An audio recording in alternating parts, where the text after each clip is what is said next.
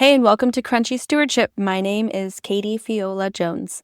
And my name is Chrissy Rombach. We are two cousins who are passionate about learning and sharing knowledge to equip others to steward their spiritual, mental, emotional, financial, and physical health in order to honor God in every aspect of their lives. In our podcast, we take deep dives into what it means to steward our lives as God originally intended for us with the resources that He has given us. We look at topics such as food, medicine, finances, mental health, and tons more through a natural lens and with a biblical foundation. Before we get started in today's episode, if you have been enjoying our podcast, please be sure to subscribe and leave us a 5-star rating. This helps other people find our show in the future. And if you haven't already signed up, go ahead and sign up for our weekly newsletters so you can keep up to date with all things crunchy that we are sharing. Now, to start off our episode for this week, we are going to share our random revelation. So, Katie, kick it off. Yeah, this week's random revelation is kind of brought to you by some of my crunchy girlfriends. I've mentioned them before. We have a text group where we literally talk all things crunchy every day, all day, like literally all the time. I've learned that people who wear contacts have a higher level of microplastics in like their blood system. And I read that fact somewhere, and it made me very upset because I wear contacts. And I was like, no way. And in my mind, I'm like, okay, I guess that kind of makes sense because they're like a plastic. And I totally brushed the fact off. This was like maybe a month ago that I had learned this, but I was like, okay, whatever. Well, one of my girlfriends brought up something about eyes and contacts and reversing your poor eyesight with a lot of like natural light exposure and some like eye exercises and not using prescription, either like glasses or contact lenses of the strength that they give you, like what your actual prescription is. So using like a weaker prescription than what they say you need. So that way your eyes don't get lazy, and they're a muscle. Your eyes are made up of a bunch of muscles. And so if you allow your eyes to be lazy and just use the lenses that you're given as your prescription, then they just continue to degrade more and more and more over time, which makes sense. If you are someone who wears contacts or glasses, you know that every time you go to the eye doctor, they like knock down or knock up, I guess, your prescription a little bit more. And so you're always needing like new lenses and contacts, all these things. And it's like every year they get worse and worse and worse. And so my friend has actually been like reversing her eyesight to be better. And I had no idea. She had never mentioned this to me. And she's been doing it for about a year. And her prescription has slightly adjusted a little bit better. And so, Chrissy, you may have noticed the last few times we've recorded that I have been wearing glasses. And a lot of people have been like, oh, you're wearing your glasses a lot more. Well, my glasses prescription is like much weaker than my contact lenses because I got these glasses many, many years ago.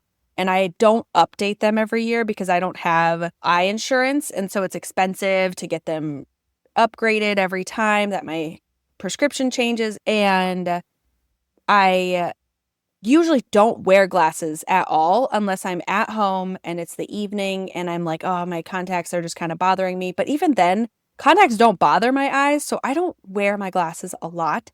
So anyway, I've been wearing them and people are like, what is this? Like, you're wearing glasses? And so anyway, I'm slightly in the camp of like, I really want this to be true. I want to try it out, but I don't know. I don't know if I believe it, but my friend, it's working for her. So I'm like, well, she wouldn't lie to me. Oh, and so back to the whole plastics in your blood system.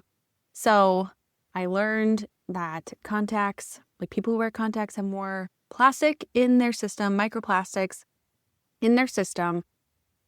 And now I learned that if you don't wear contacts and allow the natural light to hit your eyes and all the stuff, that it could help reverse your poor eyesight. So these two facts together have convinced me to not wear contacts as often.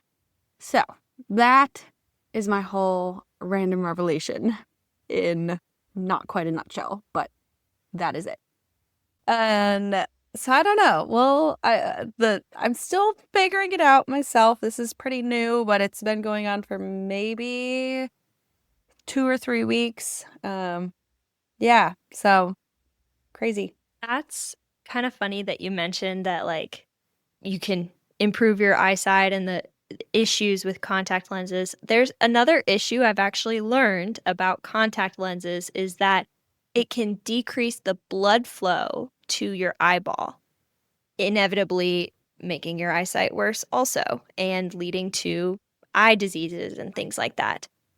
And so, actually, funny thing, was it maybe 4 or 5 months ago, I decided to wear my glasses to work instead of my contacts because I didn't have blue light glasses and I didn't feel like buying them. And so I decided to just wear my glasses instead as like a barrier somewhat for the computer since I got headaches looking at the computer for so long on specific days. And I realized that my eyeballs could not tolerate touching the air. That's so weird. Yeah, just the day of my eyes touching the air, they couldn't tolerate. They got red, they got inflamed, they were watery all day long. I had multiple people ask me, like, Chrissy, are you okay? Why are you crying? I'm not crying, guys. It's just my eyes are touching the air and they can't handle it. And so from that point on, I've been trying to wear glasses once a week merely just to get my eyes used to touching the air. And let me tell you, 5 months in, I still have a hard time making it through the whole day wearing glasses because my eyes just get so tired and irritated because they don't have that barrier that they're used to. So they have to work harder to keep the moisture in. They don't have that moisture barrier. And I mentioned that to my eye doctor, and she kind of congratulated me. She's like, maybe bump it up to 2 days a week wearing your glasses. So even that kind of told me that, like, even from an eye doctor's perspective, first off, glasses are better than contacts in terms of eye health overall. Second off, if we can make our eyesight better, by all means, let's do it. Although I would have to question like how far that goes because I'm straight up halfway to being legally blind. And for me to go back to 2020 naturally seems impossible. But I would like to be proven wrong. That would be fantastic. I know.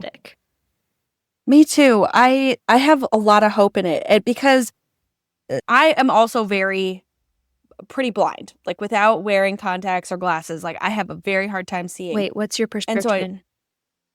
One eye is like negative 3 point something and one is like almost -3. It's like 2 point. I don't remember, but I'm like negative 4.75 and 4.5. Yeah.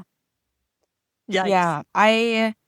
You're a little bit worse, so it'll be interesting because one of the things that helps your eyes get back to a healthy state and to be able to start reversing this poor eyesight is exposure to natural sunlight. So going outside without contact lenses, without your glasses on, and just getting straight the natural light on your eyes, especially at sunrise. And so I have been waking up earlier and like trying to get that sunrise light onto my eyes. But I asked her, like, what are you doing throughout the day? Are you just like walking around, like not being able to see and like things are fuzzy? And she's like, yeah, honestly, I keep my glasses with me. I use them for driving and I just kind of walk around like not seeing things fully as long as I don't need to, as long as I'm not like actively doing something where I need to be able to see. Obviously, driving is one of those. So I've kind of been doing that. And every time I go outside now, I take my glasses off because it's hard to see inside without natural light. And so I wear them a lot inside. And even sometimes if it's just Malachi and I playing, I take them off. But then when I go outside and we're playing or whatever at the park, I just kind of park them on my t-shirt in front of me and I just go fuzzy, and it's a really weird feeling, but like you said, my eyes have needed to take time to like adjusting to not wearing lenses all the time. My eyes are more sensitive to things. Like cutting onions the other day. I used to never tear up cutting onions. And oh my gosh, but Wes did say there are these organic ones that we've gotten locally. He did say that these ones are really, really strong, so it could just be the onions too, but like I used to never tear up cutting onions, and like a couple days ago I was like literally bawling from the onions, and I'm like my eyes feel so exposed to this. That's so funny. Well, stay tuned to see how our Yeah. eyesight and glasses journey commences. It might be a years-long journey, honestly, Mm-hmm. judging by the fact that your friend has been doing this for a year now and her prescription changed a tiny bit. Mm-hmm. Maybe we can do it for 10 years and then we'll look back and see how it's been going. Deal. That's okay. Baby steps, baby steps. But anyways, let's transition into the actual topic for today's episode. We're talking about the immune system, specifically when it comes to fighting off our short-term illnesses like a cold or the flu or a little respiratory infection, sinus infections, kind of things that you just happen to get. You know, winter's coming up, so got to be prepared. And Katie and I will also be sharing little homeopathic tips and tricks that you can use during cold and flu season to help you get over these illnesses when they do decide to attack you. Because as winter comes, it is not an if, it is a when you get a stuffy nose, unfortunately. But we have methods. God has given us methods that we can use to combat that naturally, and we don't have to use medicine. So first things first, we're going to get a little bit of an understanding of the immune system. Now, bear with me. It has been many years since I took my college anatomy class. And so I did break out the anatomy textbook a few minutes ago to try to revamp my memory, but it's just not revamping very well. So we're going to give a quick little spiel on the immune system. Here we go. Are you ready? Ready, set, go. First things first, you got white blood cells. And that's like the main part of the immune system. And there's a bunch of different kinds of white blood cells. But essentially, when there is a pathogen, which is a virus or a bad bacteria or a fungus of some sort that your body doesn't like, it kicks into gear all the white blood cells. The white blood cells find this pathogen within your body and attack it and eat it, essentially, in a process called phagocytosis. It quite literally means eating cells. The white blood cells eat the viruses or the bacteria or the whatever and pretty much break it apart and then disperse the parts of the virus or the bacteria into the body to then be used, because we're all made of natural things. Even the bad stuff is made of natural things. So your body kills the bad stuff and then uses the parts of the bad stuff to make good stuff. Anyway, so that's one part of it, is the phagocytosis, white blood cells eating the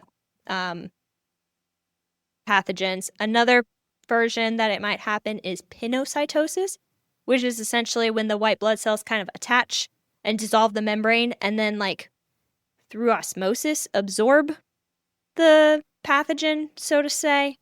That's another way that it works.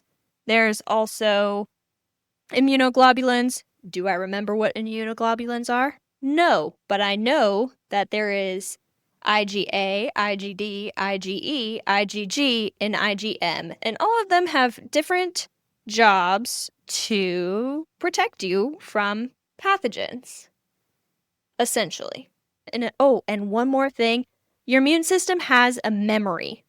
And so that is one of the things that scientists have used in towards their benefit, especially with, are we going there? Are we okay to go there?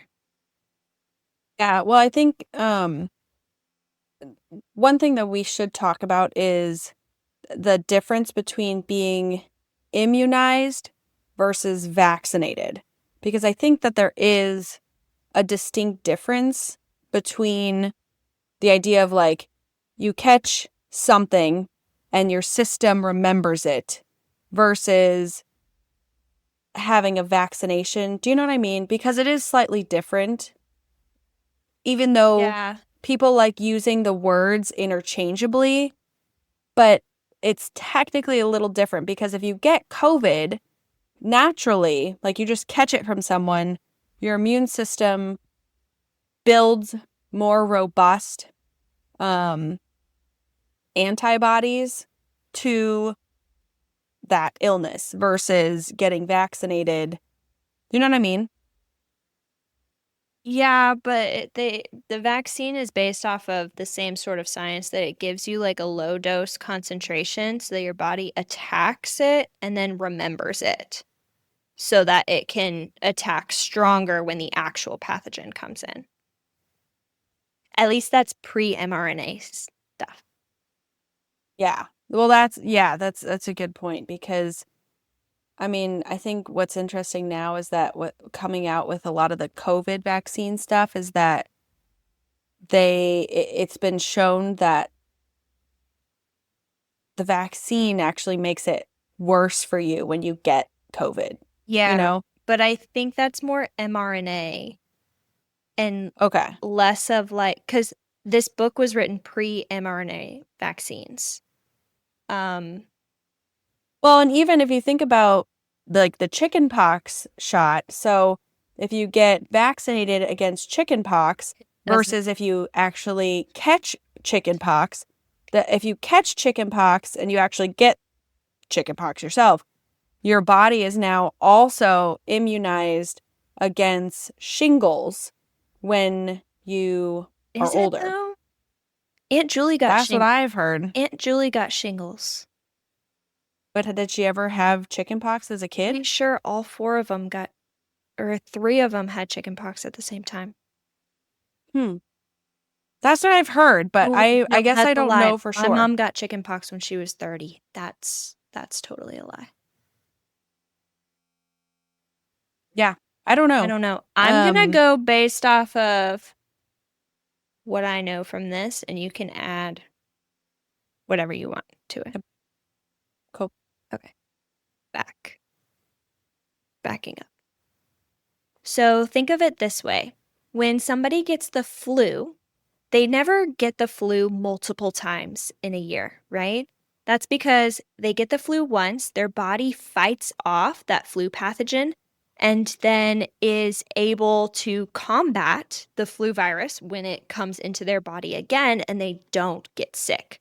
The getting sick part is merely just the body's reaction to it. It's kind of the body waging war and putting all of its coins into one bag to try to attack this pathogen that's coming in. That's why we feel all of these symptoms with it. It's just how our body responds. And that is also the idea that vaccines actually are based off of, is the idea that if we introduce somebody to a very small dose of a certain pathogen or a virus, then their body will attack it and create a memory of what this virus is like. And then so that way, when a person is then naturally exposed to this virus in nature, the body will then be able to attack it more smoothly and won't have all of the effects of the illness in and of itself. Essentially, it has a memory. It just nips the infection in the bud rather than the body having to go through the full infection like the chicken pox or the flu or something like that. Nonetheless, though, the best way to be immune to an illness or something like that is to get your immunity from said illness. So that's why back in the 50s, 60s, 70s, people would have chickenpox parties because if one kid gets chickenpox, let's get all the kids having chickenpox. They're never going to get chickenpox again, kind of thing. So that's the idea they're playing off of, that our immune systems have memory, that they can attack more smoothly without problems as they start remembering. That's another reason why adults tend to get less colds than children. Children, especially daycare kids, get a lot of like sinus stuff going on. And adults just tend to not get it as frequently, mostly because our bodies have had the time to create that memory and to create a stronger immune system against it. Yeah, I mean, speaking of like all the memory stuff, um, oftentimes people want to get a vaccine in order to build that memory system up. What's interesting is that something that I've been learning, and we don't have to get into the debate too much here, but I just want to give people a little dose, a little dose of just some research that you can start doing too when it comes to vaccines. But there was that measles outbreak not too long ago, and I came across an article on the Children's Health Defense website that there was that big measles outbreak. I think it was in Texas. That it actually was not a result of a failure to vaccinate. It was actually a failure of the actual vaccine, which then people were exposed to the illness and it kind of caught throughout the community. And so it's one of those things that there's a lot of debates on whether or not the vaccines are actually helpful. And the idea that being immunized is actually kind of different from the phrase like being vaccinated. Wes actually just shared a story with me. He's watching this show on Aaron Rodgers right now, and Aaron Rodgers is known for like being very anti-vax. And there was this whole thing. I had no idea this was going on because I don't pay attention to sports at all. And so I didn't know, but apparently there was like a big deal during COVID, and especially when the COVID vaccine came out, that in the NFL you had to be vaccinated in order to play. And he very clearly, like when he was asked if he was vaccinated, he very clearly did not say in interviews and stuff that he was vaccinated. He said, I have been immunized against COVID. And so I think what Wes learned in that interview or the show that he's watching is that Aaron Rodgers like did get exposed to COVID and now has immunity against it because he got it naturally, and his system now has those antibodies to fight it. And so there was apparently a lot of like uproar about it. I don't know, because again, I don't really pay attention to the sports world that often, but he was just telling me about that and how it's just different. There's a slight difference between the idea of being immunized versus vaccinated. And it seems as though when you are immunized naturally, not with like an intervention, then your immune system responds and it is stronger against it. Because now what they're saying with the COVID vaccine is that, oh, the first vaccination you took isn't doing the job. You have to get several other boosters now in order for it to do its job, versus a lot of people who never took the vaccine, maybe caught COVID along the lines, and now have no issues with anything like getting COVID really badly. And what they're starting to find is that a lot of people who have gotten the COVID vaccine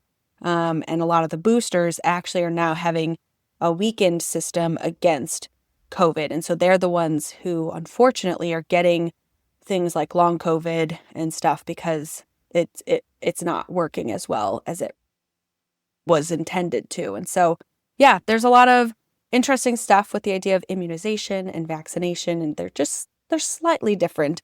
But yeah. I feel like the COVID vaccine in general is kind of just in a completely different category, though, than all the rest of the vaccines, since the COVID vaccine is made up of mRNA technology. The rest of the vaccines are either a dead virus or a live attenuated virus, which pretty much just means a weakened virus. And so they're really exposing you to the virus itself. They're not giving you any sort of DNA changing or DNA altering technology, anything like that, with a traditional vaccine. With that being said, though, it is important to be aware if your body is sensitive to live attenuated vaccines, because it is still possible to catch the illness from those when you get them if your body is just susceptible to it if your immune system is not built up. That's one of the reasons they recommend don't get vaccines while you're already sick, because your body's already fighting something. You don't need to give it another thing to fight, essentially. It's funny, I actually have a friend who got yellow fever from the yellow fever vaccine, which is very... Oh my gosh, that's so crazy you say that. I was just talking to someone. Well, the conversation actually was going on today too, but yesterday I think it was, and talking about whether or not something like the yellow fever vaccine is worth it for certain people, because certain individuals and all of us, really anyone who takes it, same thing with like the rotavirus, isn't that one a live virus, like potentially vaccine? Maybe. Yeah, like there are certain populations that are slightly more susceptible to having really bad reactions to getting these live vaccinations. And so we were talking about whether or not the yellow fever vaccine specifically is worth it if they are in that population. And so anyway, that's so interesting that you bring that up, because I think they decided that they're not going to take that vaccine because of the risks of getting sick. So interesting. Anyway. Well, anyways, this episode is not meant to be an episode about vaccines, but nonetheless, talking about immunity, we kind of just have to touch on it. We know vaccines can be a very touchy subject right now. But the focus of today's episode is truly on how do we boost our immune systems in general to make them as strong and as aggressive as possible to prevent us from getting sick frequently. The most irritating thing in the world is just having a stuffy nose and you can't breathe out of your nose and you just want, and the Mucinex isn't working and the Sinex isn't working and NyQuil can't do the job and you just need something. So the point of today's episode is really to give information to our listeners about how can you prepare your body to fight against these things before they even really take root and take hold in your body. And if you do end up getting ill from a cold virus or flu virus or whatever, how can you then bounce back from it? And what can you use that got the resources that God has given us that have not been humanly manufactured? What can you use from the earth to help yourself fight these illnesses? And so, Katie, you want to kick that one off? Yeah, I think a great place to start is actually from those germs and microbes and bacteria that a lot of people think are the enemy. You know, we've been taught to deeply sanitize and disinfect everything around us to kill all the germs and that they're the enemy and we have to get rid of them. But what is so fascinating is that we were actually designed to coexist with a lot of these microbes and organisms that are around us. Way back when, like in Jesus's time, they did not go around hand sanitizing everything and spraying Lysol everywhere and killing all the germs. Like they had robust immune systems because their bodies learned how to coexist with these quote unquote germs everywhere. So I think the first step is actually seeing these germs and these microbes and these organisms as beneficial. Because again, if we're talking about having a memory, we want small exposures, like little microdoses of these bacterias and microbes and stuff into our system. So that way our body recognizes them as a foreign thing that it just kind of needs to zap really quick, and then we can kind of keep going on our day. So I think the first step is really to put the hand sanitizer down. Stop disinfecting everything to its death. And learning to, like, instead of using the disinfectant hand soaps and hand sanitizers, try just rinsing your hands off of the dirt and not necessarily killing all of the germs on your hands and allowing yourselves to get it into your systems just a little bit. It's not like don't go like licking something that somebody sneezed on. I mean, there are definitely moms out there who are like, yeah, go eat that like toy that this kid has slobbered on and they're clearly sick. Some moms are totally in that camp of like, just get them sick and really learn to fight it off. But I'm more just on the camp of like, we're around it. If you happen to put something in your mouth that a kid sneezed on, whatever, Malachi. But I'm not like, I'm not going to go encourage like getting sick. It's more just allowing those micro exposures so that way your system builds that up and it doesn't, then that way, if it does get in your system, it's not like, oh my gosh, I've never seen this before and it's crazy and now we have to freak out. It's like, no, your body knows what to do when it has these little bad guys. And again, I don't even want to use the word bad guys because I really think that they can benefit our systems in the sense that it helps to build our immune system stronger. So honestly, I think that's the first step is just like stop being afraid of all the germs around you and get friendly with them. Put your hands in dirt. Like there's lots of good bacteria and stuff in the dirt. And in your house, maybe stop using all the really intense disinfectants. Like just use mild soaps and even at times like just use water. Just rinse yourself versus like getting rid of all the good stuff. So Yeah, I think a really great rule of thumb, especially for like indoor cleanliness, is like, does it look clean? Yes. Great.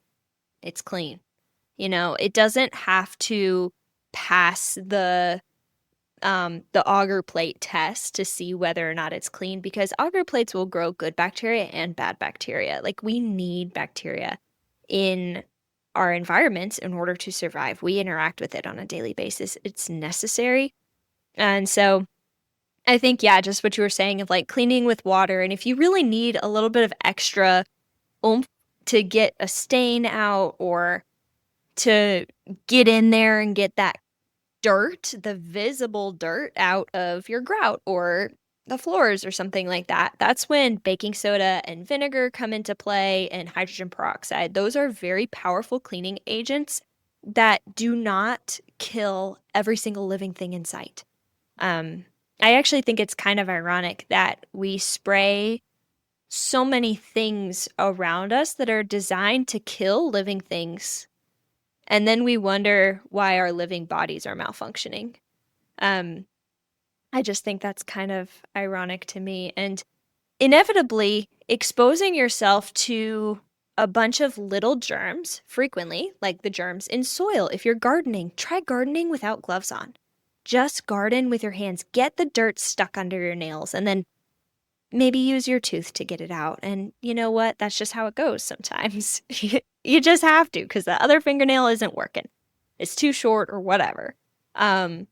But, get the dirt under your nails, get exposed to it. That's another thing that I saw this a lot when I was working in the hospital of like superbugs that have become chronic infections. We've got MRSA, we've got MSSA, we've got EBSL. Like these are all antibiotic resistant bacterias that have developed from a society that has over antibioticed themselves.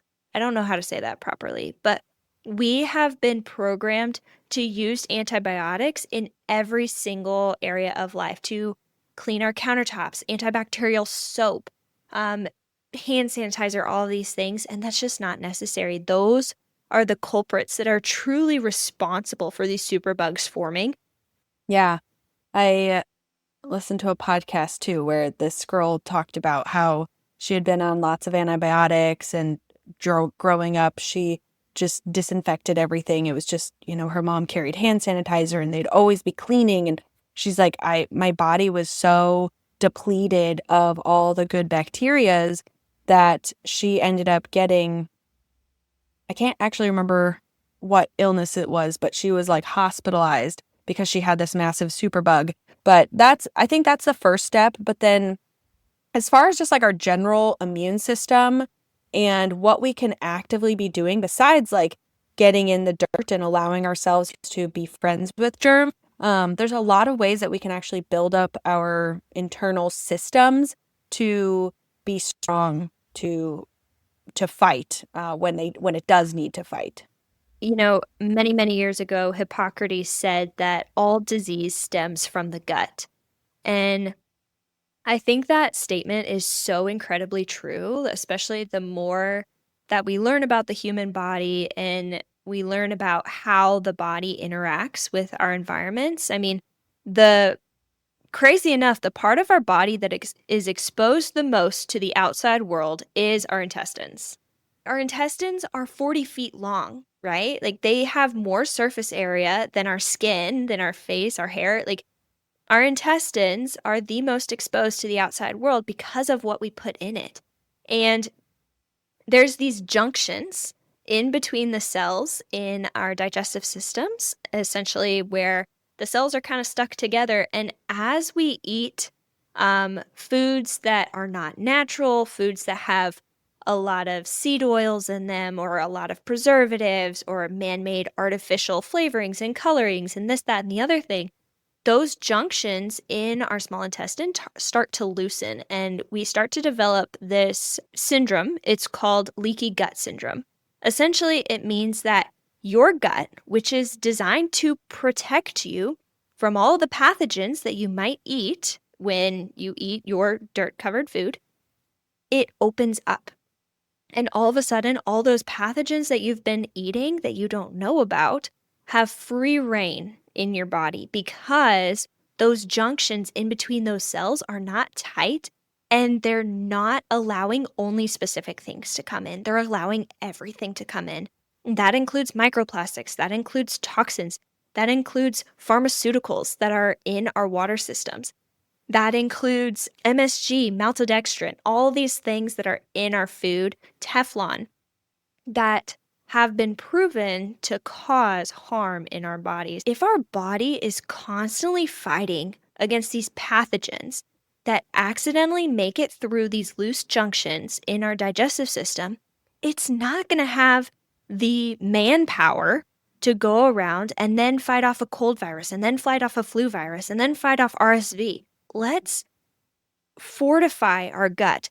Let's tighten up those junctions in our gut by giving our bodies good, healthy foods, lots of good nutrients, organic fruits and vegetables, lots of high vitamins and minerals foods. We're talking meats with fat on them, organic vegetables, lots of fruit is very good. Staying away from like lots of sugar. Sugar is a huge irritant inside the digestive system, whether you recognize it or not. It just causes inflammation everywhere. And inflammation is part of the natural immune response.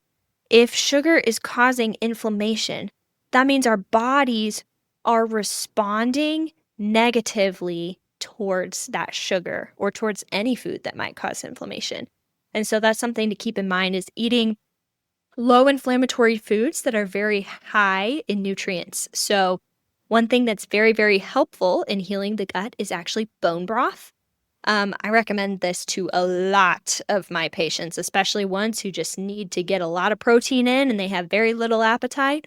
Bone broth is the way to go. They sell it at grocery stores, organic, no bad ingredients.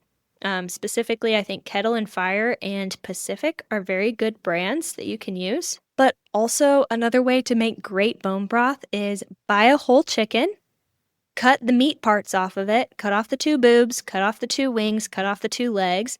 You have 6 pieces of really great meat, and then you soak the rest of it, the entire bone carcass, with some carrots, some onions, some celery, all the zhuzhy stuff, good vegetables, and you can make your own bone broth. Those are very good healing things to your digestive system. Actually, as we speak, I have some beef bone broth cooking in my kitchen for this exact purpose. Actually, bone broth is also really, really helpful in healing your body, like postpartum. And I very much experienced that when after Malachi was born. One of my best friends brought me some homemade bone broth that I was sipping in my hospital bed. I had a lot of other things going on besides just being postpartum. And so just having some sipping broth, not only does it just feel good in your system when it's like going through and warming everything up, but I really do think it helped a lot with healing and getting me out of the hospital quicker and just restoring all of my body much faster. But yeah, I've actually been getting bones from a local supplier here in town that I found. And so this is my first time using the beef bones that I got from them, but I did make some like chicken bone broth a little bit ago from a whole chicken that we got from a local farmer as well. That's another thing, like find someone who is local, because then the products that you purchase, whether it is like a meat product, so an animal, or if it's like a veggie or a fruit, it will be the most nutrient dense because it had a lot less travel time. Like once something is picked, once something is even butchered, like once something is basically cut off from its life source, its nutrient density, it starts getting depleted as soon as it dies. And so the sooner you can eat it from the time that it was killed, the better. So trying to do that, so getting local stuff is the best. You know, it's actually something really cool that I was just thinking about bones. I was thinking, why is it that bone broth in particular, not just like chicken broth or beef broth where you like cook off the juice from the meat, but like the bones in particular, what is it about the bones that are so much better for you and so much bigger of an immune booster than just the chicken broth or beef broth? And then I got to thinking, I was like, well, bones are much more than just the hard stuff that we see. Like thinking of the marrow, bone marrow actually has fat. It's where blood cells are created, and it's where the body stores a lot of stem cells. And so people have been using stem cells for many, many years for healing in term to like create new body parts to replace bad malfunctioning body parts, and also to like they've been injecting stem cells somehow to like encourage the body to create better cells. And so I wonder how much, well, actually, I don't wonder. I'm pretty confident that that is a big player in how effective bone broth is in helping our immune system, is the stem cells that are in those bones. And they might be dormant, you know, like they've been cut off from their life source. They're probably not still alive, but they do still have the good juice to them. And so, yeah, being able to extract that by just simmering for 10 hours in a crock pot is really quite fascinating. And if you're one who really is a homesteader and is really good about this, it's a great way to use every single part of the animal that you're butchering, because we don't want anything to go to waste. Like everything has been created, and we have been given dominion over the land and over the animals. And so we as humans are expected to use that dominion wisely.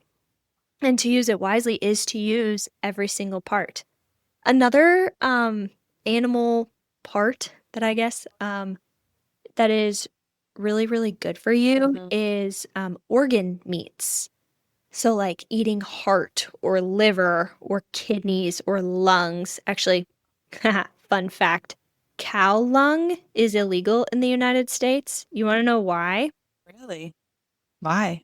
Because scientists found mold spores in the lungs. But that kind of makes sense because like mold is in the air all the time. And so if the cows are breathing, then there would be mold spores in the lungs. But the scientists were kind of grossed out about that, so they made it illegal in America.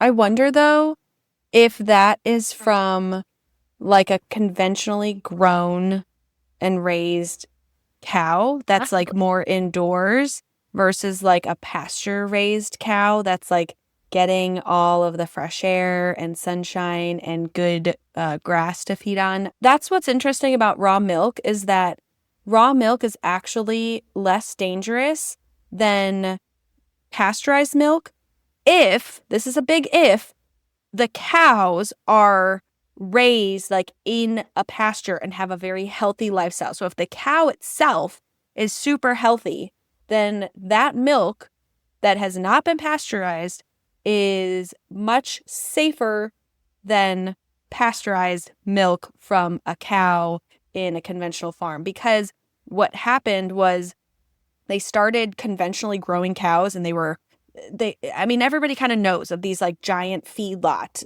kind of farms that are just really terrible. And that's why there's like the whole like going vegetarian because the cows are sick.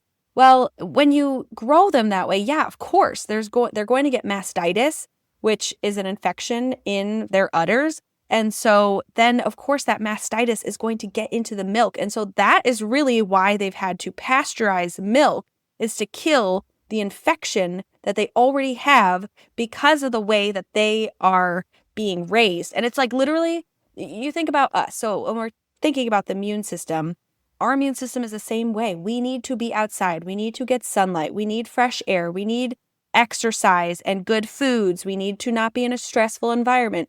Cows are the same way. They need all the same stuff. Most animals need the exact same stuff we do for a good immune system. And if we raise them in these really poor environments, of course they're going to be sick. And then hence their meat, like the actual meat that they produce, their bodies are going to be sick. And then we're eating that sick meat. And then we're drinking this sick milk. So of course, that milk needs to be pasteurized because it would be disgusting to drink otherwise because the milk is so infected, basically. And so that is why it's actually safer to drink the milk that comes from, like the raw milk that comes from a very healthy cow. And they didn't need to pasteurize it because they're like, why would we? We'd be taking out all the good stuff, all the minerals that you'd get from the cows. So anyway, I had to get on my soapbox. It's like, it's just like, yeah, but we need to be eating healthy cows. Eat the healthy cows. Don't want the Yum. sick cows.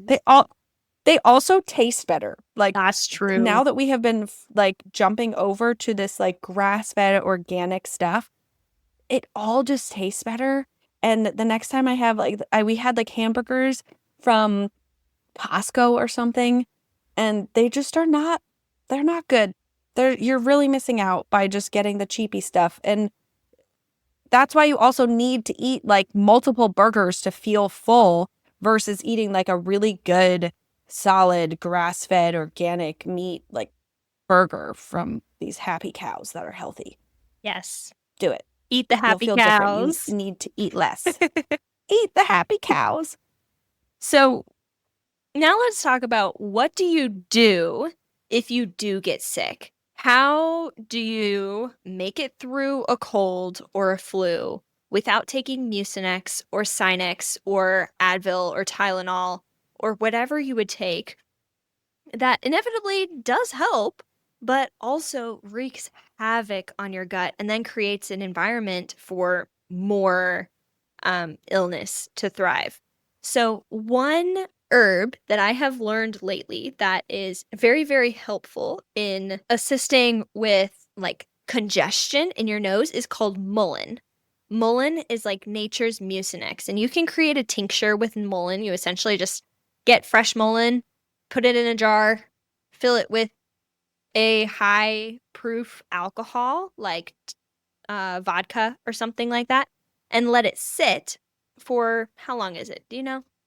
Because it's like making vanilla extract where you put the vanilla beans into Pretty much. alcohol. And I think you have to let vanilla sit for like months, maybe. I don't even know. 4 to Is it 6 that long? weeks. 4 to 6 weeks. Weeks. You pretty much put the mullein with the alcohol, and you can add other things like lungwort or thyme and peppermint into that also. Those also have a lot of immune boosting things in them. Peppermint especially is like really great for clearing those sinuses, as Katie and I mentioned in our previous episode with the peppermint soap. But yeah, essentially you just like put those together and you take like 1 dropper of it a day, maybe 2 droppers a day if you're really feeling the sickness. And it works like Mucinex. It clears those sinuses. And it doesn't destroy your digestive system, which is really, really great. Another thing that is super helpful when you are sick is honey. Now, honey is great pre-sickness, during sickness, post-sickness. It's just great all the way around. It has a lot of immune boosting stuff, especially if you're getting organic, all natural, local honey is really, really important to get the local stuff.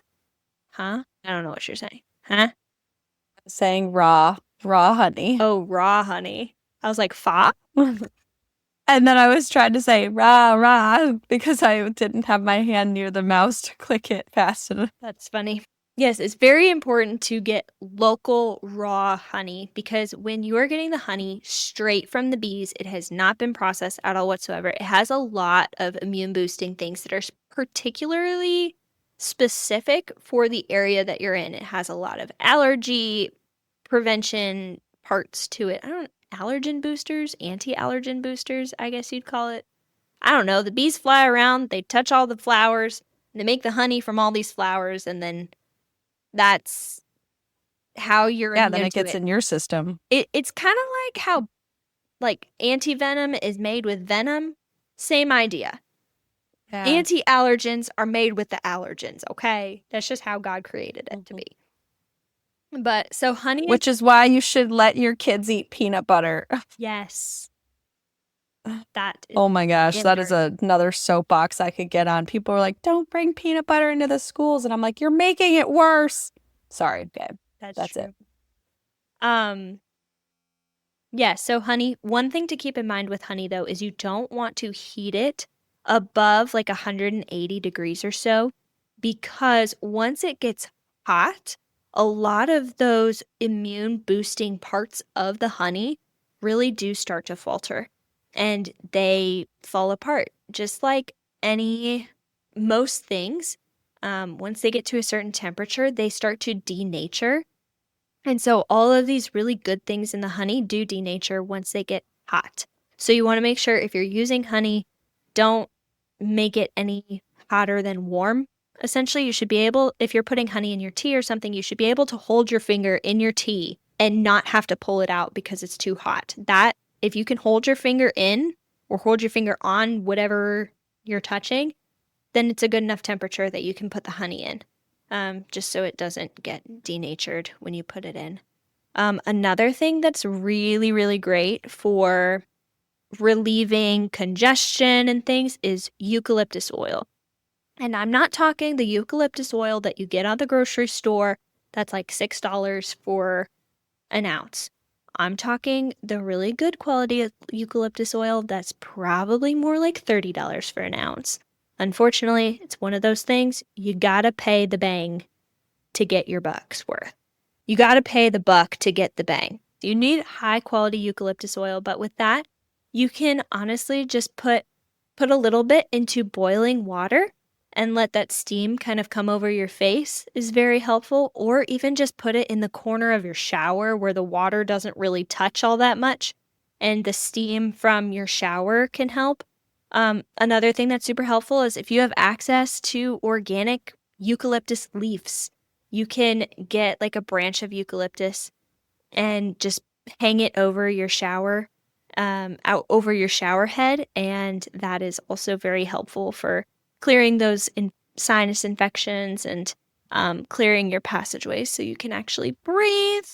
Now, mind you, remember, just like cold medicine, you don't take one Mucinex and all of a sudden your cold is gone. Similarly, with these things, you're not just going to take it one time and your cold is going to be gone. It's one of those things you do have to take it multiple times while your cold runs its course. The idea of these things is to give your body the ability to be less irritated by whatever infection or illness that you have going and to decrease the length of time that you have this illness or infection. And so the goal with these immune boosters or herbal remedies, things like that, it is not to end the illness right then and there. It is to make the symptoms not so horrible and to decrease the amount of time you have the illness. It's not an antibiotic. it's more similar to a Mucinex, where like you take the Mucinex, your cold's not gone. It might just make the cold a little bit more tolerable. Same idea here. We are trying to make these illnesses more tolerable, not necessarily to kill them smack in the bud. But if you have a really fortified gut and you're giving your body really great nutrients, nutrient-dense foods, the leafy greens, the bone broth, the really high-fat meats, things like that, then your body's going to have the nutrients to build up that the manpower to attack these illnesses more quickly and more effectively, and ultimately they're not going to last nearly as long as they would otherwise. Yeah, I really like what you talked about there, is that we're not necessarily trying to stop the illness immediately, because again, if you think about like an antibiotic goes and it just wipes out everything in your system, the good and the bad. But when we kind of allow the illness to sit in our system, we make it easier on ourselves. We kind of let our bodies learn that illness. So that way, again, yeah, like Chrissy said, it fights things off better in the future. And so it's kind of like, I think we talked about fevers a while ago, that when you get a fever, you don't necessarily want to just stop the fever from happening. Your fever is actually fighting for you. Like it's trying to kind of like create a fire, so that way all the bad stuff doesn't want to keep living inside of you. So it kind of scares it away. It kills it off. And so you don't necessarily want to go and just stop things from happening. You don't want to kill it all, because you want your body to become slightly accustomed to it, so that way in the future it fights it even quicker. I actually wanted to share one of my favorite ways to build my immune system, but also fight off illness when we get it, is just a lot of sunshine. There are so many benefits to natural sunlight and the UV rays. You think about plants like literally need the sunlight to grow. Well, so do we. And it is a really great way that your body builds vitamin D, which also is needed in order to have a nice, robust immune system. And it just, like, all these systems inside of you really kick on and get into high gear when they are exposed to natural sunlight. And so you actually need to physically get outside, sit in the sun, especially in the morning, like we talked about at the very beginning of this podcast. The natural light at the sunrise is really good. There's like a lot of good red light that happens right when the sun is rising. But then also in the middle of the day, that's when your body will produce the highest amounts of vitamin D. And so you really want to get sunlight at those two different times. But what's interesting too, with waking up early to get the sunrise, you also do need good sleep, because during sleep, when you are sleeping, that is your body's chance to rest and shut everything off in order to go and heal. I mean, who hasn't experienced that phenomenon when you go to bed pretty sick, you have a really good night's sleep, and you wake up and you're like, oh my gosh, it's kind of gone. Like maybe you have a stuffy nose left, but your sore throat is gone, or your headache is gone, or your whatever. It's your body needs that rest in order to rejuvenate. And so that, for me, is the biggest indicator of when I'm going to get sick, is when I am not sleeping well several nights in a row, or if I stay up really late one night and get really bad sleep and all this stuff. I almost know my immune system is much weaker than throughout my whole life. That is almost always when I get sick, is when I am not sleeping well, I'm not getting outside, not getting enough movement. And then in the next few days, I'm sick. And that's actually what happened recently when I got sick. Was I just had some terrible sleep patterns and was just staying up really late doing stuff. And I knew it was going to happen. Like, I just always know. But sometimes I'm just not smart in those moments. So get really good sleep and get outside, get the sunshine. We didn't really talk about this a lot this episode, but I know Chrissy and I want to talk more about it. But stress allows all sorts of bad stuff to happen in your system, because your body is in like a fight or flight mode when it feels stressed. And so it's almost looking at your body's focused more on external factors versus like your internal systems working properly.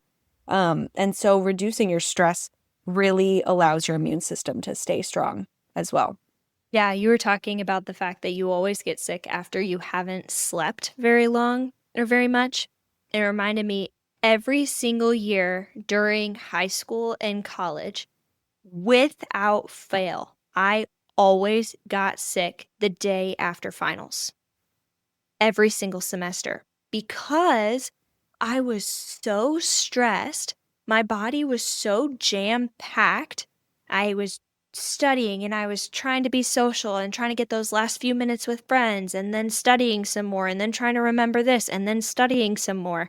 And so stressed about these final exams coming up that during all of that, I wasn't getting very good sleep. And so my body was exposed to all of these illnesses, these pathogens, but I didn't actually start feeling them until the adrenaline crash.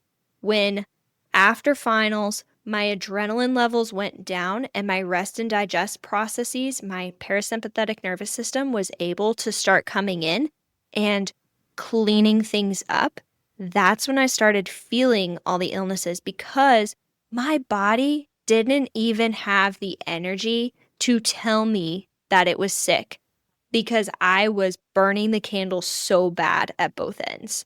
And so, yeah, and that's another thing, just like a little tangent with like cancer patients whose immune systems have been completely depleted. They might have a raging infection in their body, like a cold or a flu that has gone way out of control, but they have no symptoms at all whatsoever because it's our immune system that gives us these symptoms.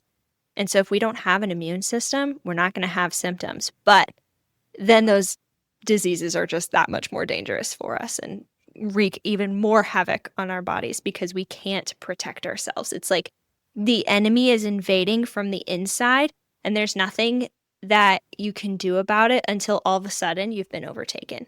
You know, that's pretty much what happens when your immune system is not built up to protect you from your enemies. I didn't even think about that. That's kind of freaky thinking.